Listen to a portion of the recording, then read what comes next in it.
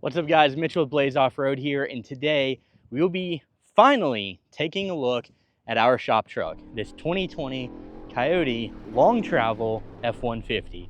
Let's dive into the specifics of the kit on this truck, of the stuff I've done to the truck, of the wiring and electrical system, the motor package because it is not factory, and some of the other things that have happened to this truck over the past couple of years. And I'm doing this now because I am afraid that when it goes under the knife here in a few weeks for some minor stuff, that might turn into some very major stuff. So let's dive in before it's too late. All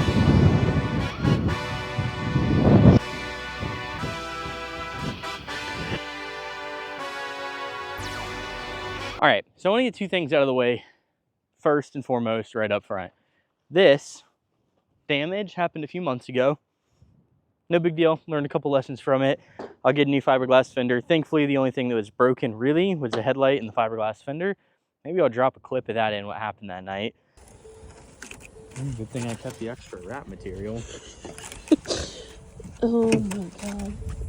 No headlight. It ripped the plugs right out. It left the seals on the harness.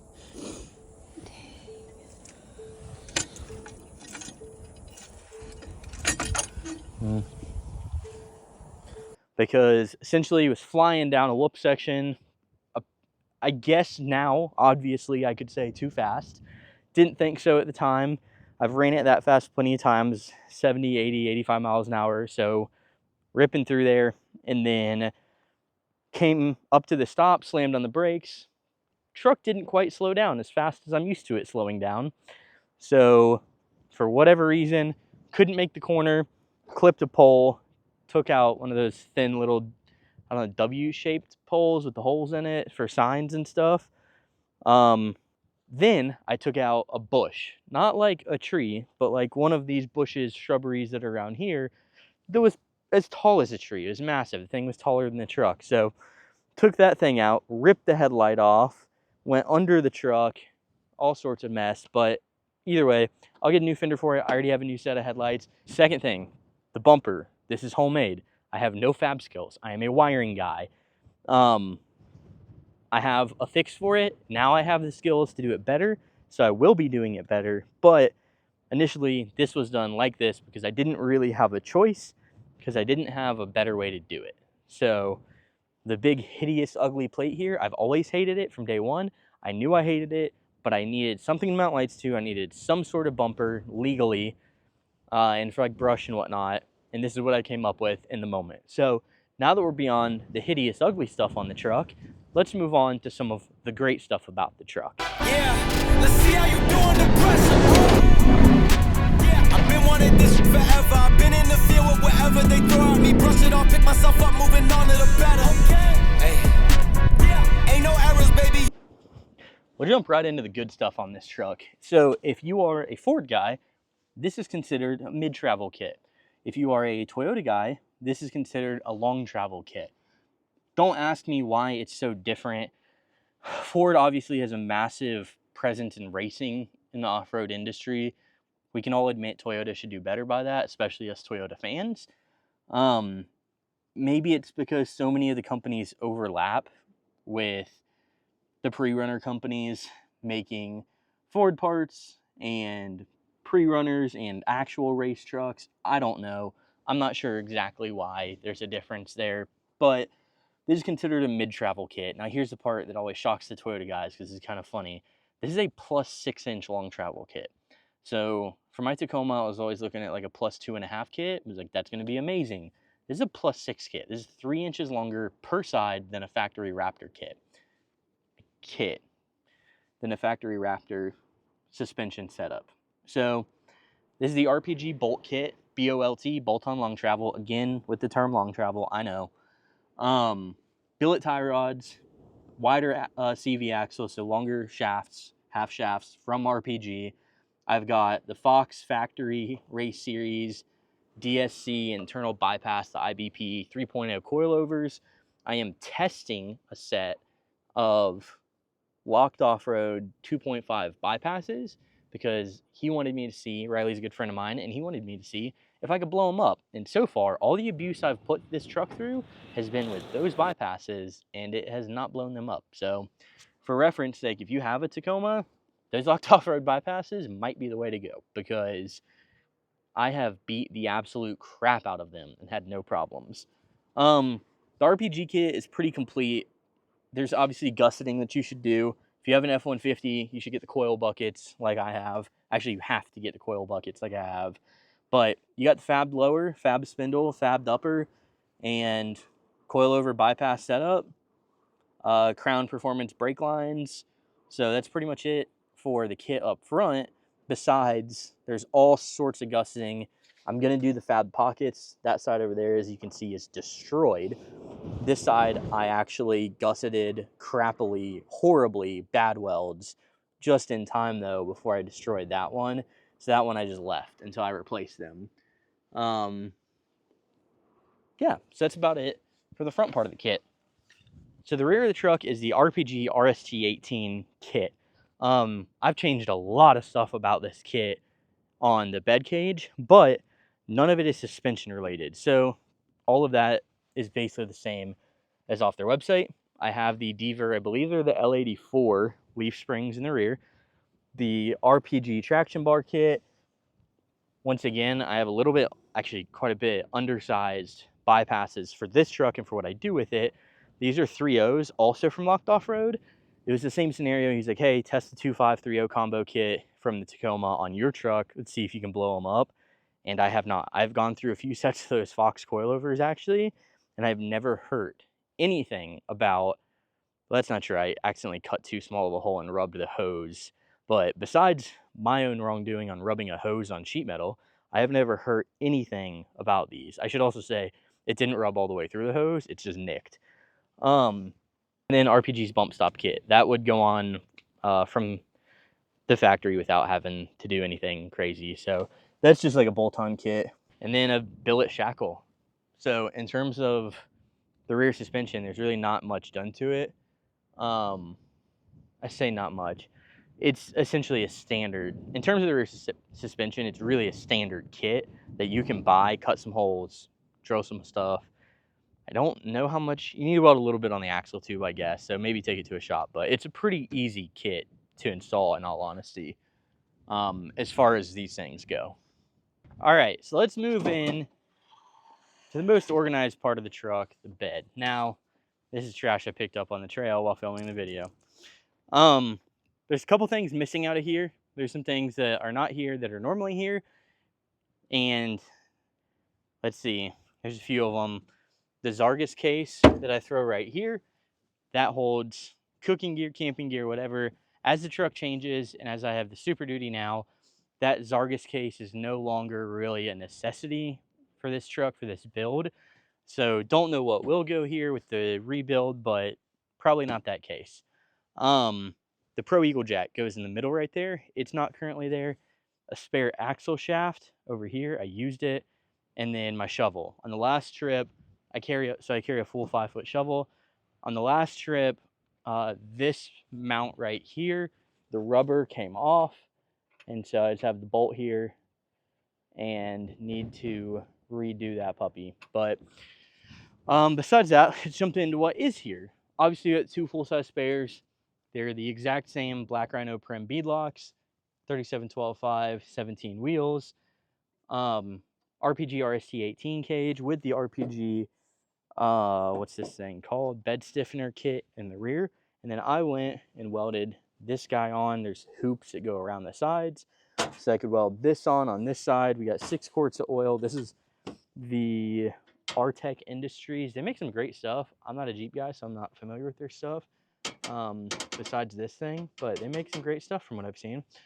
2 jugs coolant, 6 quarts of oil, 2 AGM batteries up top, full electrical system up there. It's got a little fuse, I think it's like 500 amp relay for the kill switch. So if you flip the truck, anything like that, hit the button, it'll kill it. Safety up 150, Red Arc BCDC 50 amp, 2 S-Pod Bantam X's for 16 circuits. One of them doesn't have anything hooked up right now. That one is really just for future stuff. So fans, like cooling fans, electric water pump, all that stuff. And then I have the power tank here with the Apex Designs hose reel. I love that thing.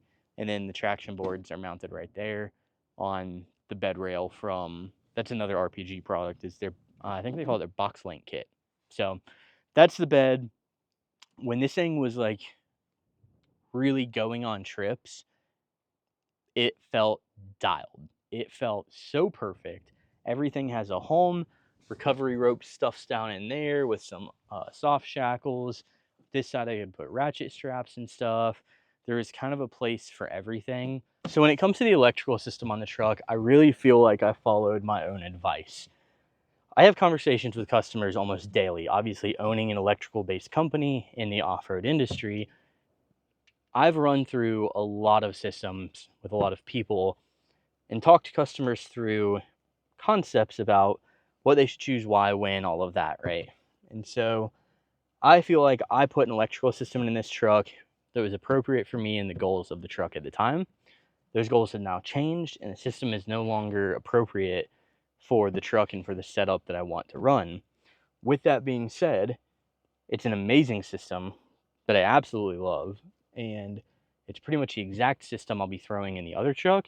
I'll just be putting a little bit more battery in that truck. I'll actually be using 2 of the same exact battery. So the rest of the system will pretty much be identical. Some parts have been updated, like BCDC Alpha. Red Arc has their new BCDC, the Alpha unit. I'll be putting that unit in instead of the one I have in this truck.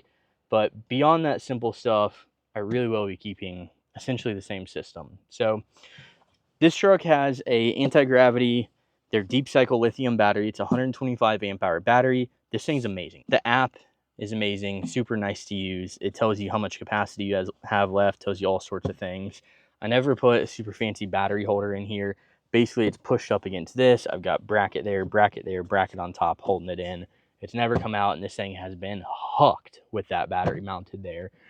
I have the Victron Energy Smart Solar Charge Controller. This is the MPPT 150. This thing has been super nice. I have a plug-in panel that I plug in right here, a blanket, and lay it out, charges. I want to utilize this thing more on the new setup because it has been really nice. I just don't use that blanket that much. I used it on 1 or 2 trips and that was it. So I think I'm going to use this thing a lot more with the new system, and I'm very excited about that. And that's it for what's in on this side. Up front, on the front of the goose gear here, all we have is a safety hub 150 mounted there with a Red Arc inverter. It's a 400 watt because that's all I needed to run Starlink. Off of this battery, I run the center console fridge, the power ports on the back, the USB ports on the side, USB ports on top of the dash, USB ports in the console, and then the ham radio runs off of this battery as well. And then all the lights run off the AGMs that are in the bed of the truck. So this battery really was just running camping gear. That was the whole point to the thing, and I think it crushed it. It did a great job, and it was more than we needed, but now it will move on and live in a different truck. So that's it for the electrical system inside the cab. The transmission on the truck is stock. However, the motor is far from that, because a few years ago, I actually blew the motor on this truck, doing a donut, whipped it pretty hard, threw it around, sliding backwards, that whole deal. I think it may have starved it of oil a little bit, as well as being, I mean, obviously it starved it of oil because it was at 9,000 RPM. However, it blew the oil pump, let go of a piston, or let go of a rod and a piston, collapsed the piston, spit it out the pan. So I put a whole new motor in it. Didn't even bother with trying to machine that block, do anything to it.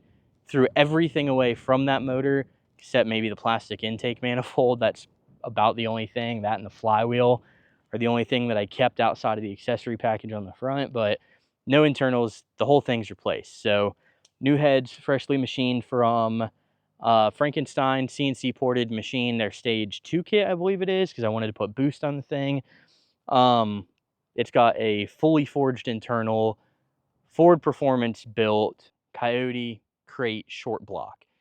So it is all forged pistons, forged rods, very nice, completely brand new short block. Like I said, the heads are new and built.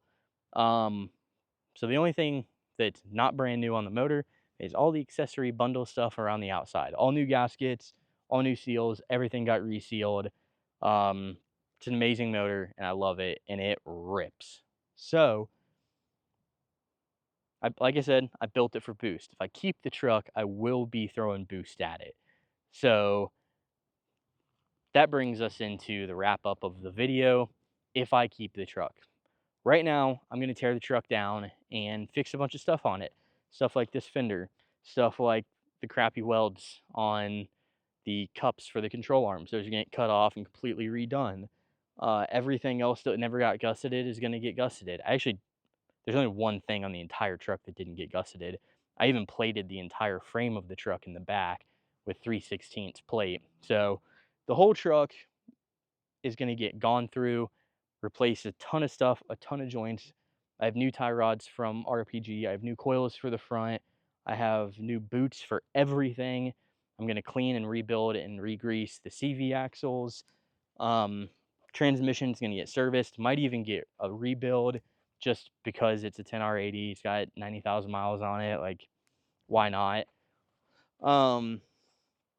Probably do new U-joints on the drive shaft just because, again, why not? Service the rear end again. I do the rear end on this truck and the front diff fluid every 10,000 miles or so at this point, just because I rip on the truck and I'm a big fan of over maintaining something that you're hard on, at least hard on the throttle. So, bumper's going to get completely redone. So the truck is going to get fully ran through, new headlights, new clips on the grill, all sorts of stuff, fix this thing here. So if I keep the truck,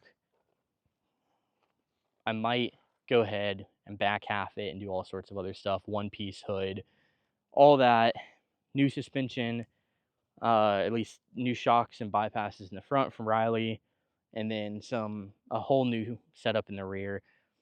I kind of have three options here, and maybe you guys want to leave a comment as to what you think. Option one is fix everything and sell the truck. I don't want to sell it as is because it's like, it feels like a not completed project to me. There's not much that needs done on it still, but there's a few things. I mean, the fender obviously is the glaring thing right here in the video, but little stuff here and there that I want to be right before I sell it. Like perfect pristine will last as long as the next maintenance cycle is. So that's option one. Tear it down, rebuild it, sell it. Option two, tear it down, rebuild it, keep it. That's my least favorite option.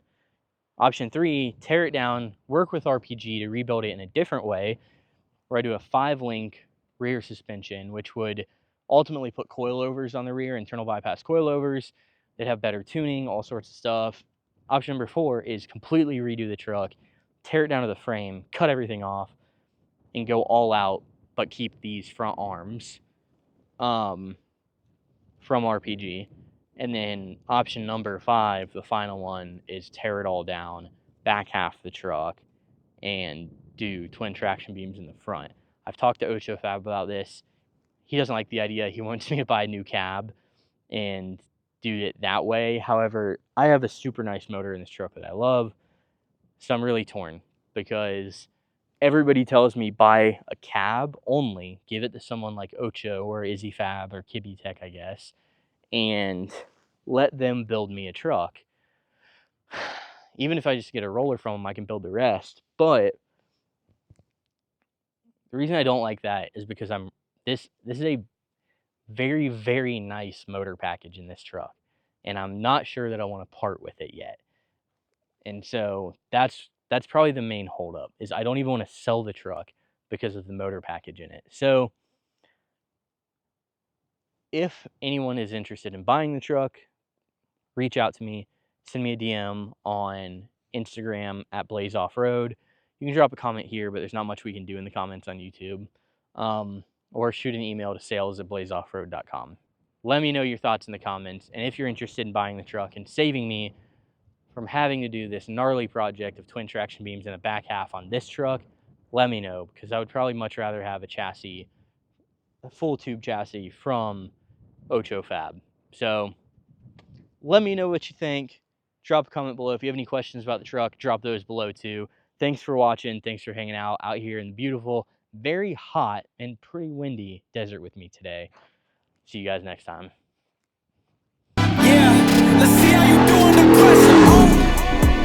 Yeah, I've been wanting this forever. I've been in the field with whatever they throw at me. Brush it off, pick myself up, moving on to the better. Hey, yeah, ain't no errors, baby, it's a new era. I wake up early, feeling rich like I'm Kesha. I get to the paper, boy. Extra, extra. Walk with me, you know that I got it. Come with me, let's take a trip to the islands. We up on the jet, we'll do more than just